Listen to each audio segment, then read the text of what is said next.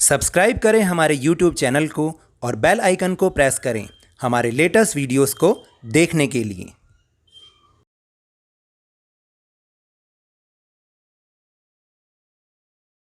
मैंने इंस्टा पर भी अपनी आईडी बना ली है, लवनीश सर की क्लास _22।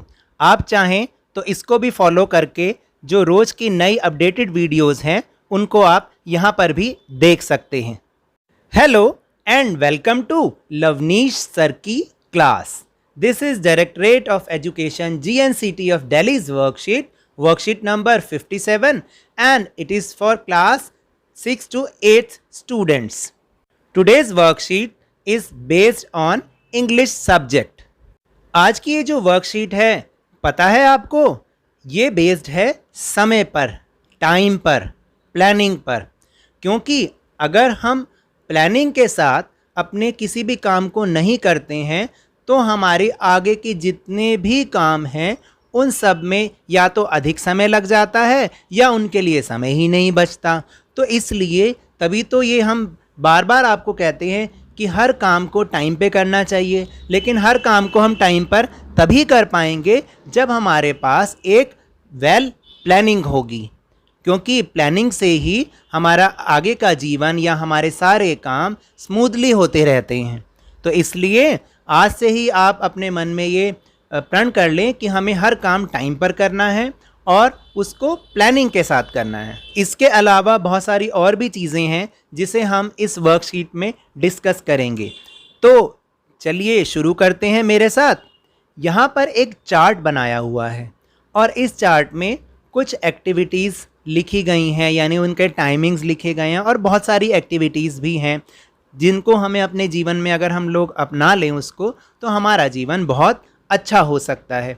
तो सबसे पहले बात करते हैं डेट। यहाँ पे लिखा है date, a well planned day never goes wasted.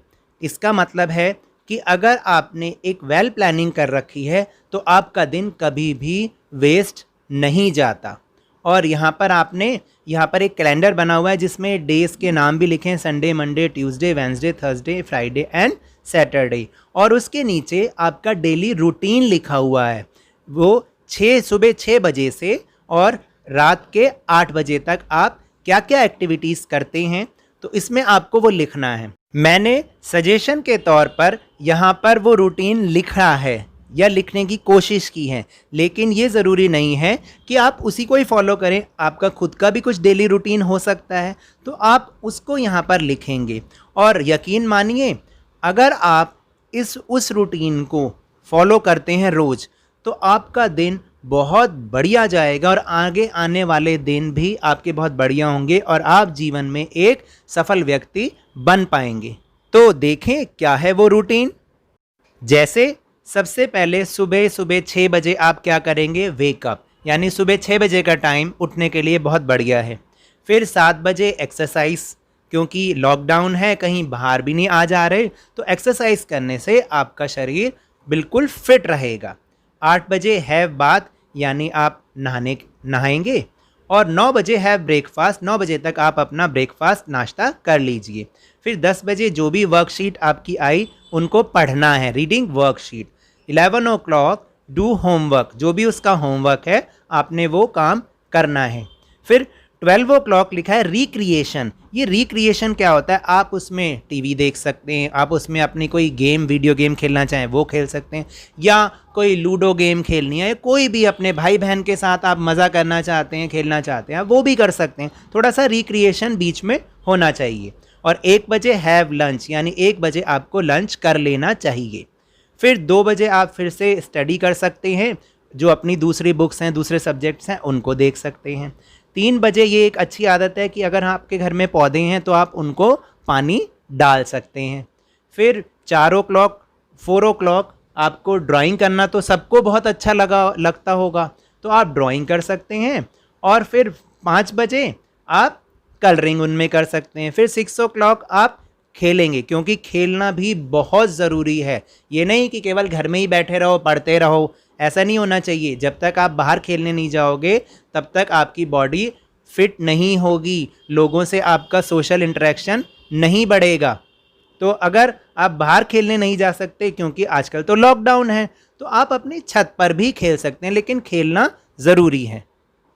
फिर उसके बाद आप 7 बजे हेल्प एल्डर्स, अपने जितने भी घर के बड़े लोग हैं, मम्मी पापा हैं, भाई बहन हैं, उनके काम में भी उनकी मदद करानी चाहिए, ये भी बहुत ज़रूरी है।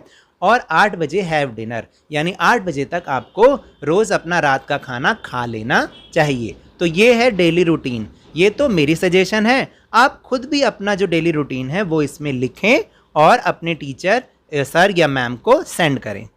यहाँ पे जो दूसरी एक्टिविटी लिखी है हेल्थ एंड फिटनेस, और रिकमेंडेड में लिखा है 8 ग्लासेस ऑफ वाटर, यानी आपको पूरे दिन में 8 ग्लास पानी कम से कम ज़रूर पीने चाहिए, क्योंकि इससे आपकी बॉडी जो है डिटॉक्सिफाई होती है और शरीर में जो भी हमारा जो भी पॉइजनस चीज़ें बनती हैं वो बाहर निकल जाती हैं। तो जब भी आप 1 ग्लास पानी पिएं उसके नीचे वहाँ टिक मार्क कर दें, अगर आप ऐसे डेली शेड्यूल बनाते हैं। और इसमें यह भी लिखा है 30 मिनट एक्सरसाइज फॉर टुडे, यानी हर दिन आपको कम से कम 30 मिनट एक्सरसाइज ज़रूर करनी चाहिए। इससे आपका माइंड और बॉडी दोनों फिट रहते हैं। फिर उसके बाद जो नेक्स्ट क्वेश्चन है वो है 3 things I am grateful for today, यानी ऐसी कौन सी 3 चीज़ें हैं आज के लिए जिनके लिए मैं अपने आप को ही धन्यवाद करता हूँ। देखिए, पहला, ये मेरी सजेशंस हैं, आप खुद भी इसमें अपना जो भी समझ से लिख सकते हैं। पहला, I help my grand parents, यानी अगर आपके घर में ग्रैंड पेरेंट्स हैं तो आप उनकी हेल्प करोगे, तो इसके लिए भी तो आप थैंकफुल हो क्योंकि आपने उनकी मदद करवाई, ये तो बहुत बढ़िया काम है। दूसरा है लर्न न्यू थिंग्स, और आप रोज़ कुछ ना कुछ नया सीखें, तो इसके लिए भी आपको थैंकफुल होना चाहिए। और लास्ट में क्या लिख सकते हैं, done my work in a planned way, यानी मैंने अपना आज का काम बहुत प्लानिंग के साथ किया और इससे मैं आज के लिए अपने आप को मैं धन्यवाद करता हूँ। जो नेक्स्ट आपके लिए एक्टिविटी है वो है मस्ट डू, यानी जो आपको ज़रूर करना है। तो वो 5 काम कौन से हो सकते हैं, टू डू वर्कशीट्स रेगुलरली, यानी जो भी वर्कशीट्स आ रही हैं आपको रोज़ की रोज़ अपनी उस वर्कशीट को करना है। दूसरा मस्ट डू में क्या आएगा, ईटिंग हेल्दी फूड, आपको ये याद रखना है कि हमेशा हेल्दी फूड खाना है, ये बर्गर और मोमोज वगैरह नहीं खाना क्योंकि ये सिर्फ फैट बढ़ाते हैं, आपको और कुछ नहीं देते हैं। तो ईटिंग हेल्दी फूड। फिर थर्ड मस्ट डू में क्या आएगा, रेगुलर एक्सरसाइज, ऊपर भी लिखा है आपको रेगुलर एक्सरसाइज करनी है। फोर्थ में रेगुलर स्टडीज़, वर्कशीट के अलावा भी आपकी बहुत सारी बुक्स हैं, सब्जेक्ट्स हैं, उन्हें आपको स्टडी करना है, पढ़ना है। और पांचवा प्लेइंग गेम्स और रिक्रिएशन, यानी आपको गेम रोज़ खेलना है या रिक्रिएशन करना है, जैसे मैंने पहले भी बताया, मतलब अपने आप का मनोरंजन करना है, किसी भी तरीके से वो हो सकता है, चाहे वो टीवी देखो, चाहे वीडियो गेम खेलो, चाहे भाई बहन के साथ मस्ती करो, लुका छिपी खेलो, कुछ भी।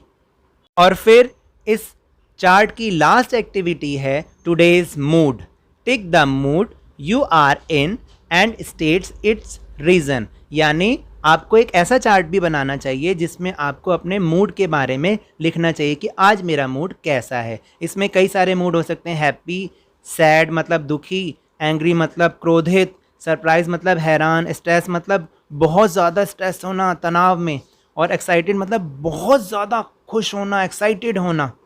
तो आज का आपका मूड हो, आप उसमें टिक मार्क कर सकते हैं और उसका रीज़न लिख सकते हैं। और मैंने तो यहाँ पर हैप्पी लिखा है और रीज़न क्या लिखा है कि आई एन्जॉय लवनीश सर की क्लास, लेकिन आप कुछ भी लिख सकते हैं। जिस दिन आप हैप्पी हों तो आप कोई भी कारण लिख सकते हैं, अगर दुखी हों तो उसका कारण लिखिए, अगर आप गुस्सा हैं, एंग्री हैं तो उसका कारण लिख सकते हैं, सरप्राइज़ हैं उसका कारण लिखो, स्ट्रेस हैं उसका कारण, या एक्साइटेड, जो भी हैं आपको जब ये वर्कशीट मिलेगी, जो भी आपकी आज की वर्कशीट है, इसमें आपका जैसा मूड हो आप वैसे लिख के उसका रीज़न लिख के अपने सर या मैम को सेंड कीजिएगा। Now that's all for this worksheet. अगर मेरे इस तरह समझाने से आपको थोड़ा सा भी समझ में आया हो तो इस वीडियो को ज़्यादा से ज़्यादा सब्सक्राइब कीजिएगा, लाइक कीजिएगा और बहुत ज़्यादा शेयर कीजिएगा। और मेरे साथ खेल खेल में इसी तरह वर्कशीट को समझते रहिए, लेकिन ध्यान और मन लगाकर ज़रूर पढ़ते रहिए। Thank you very much.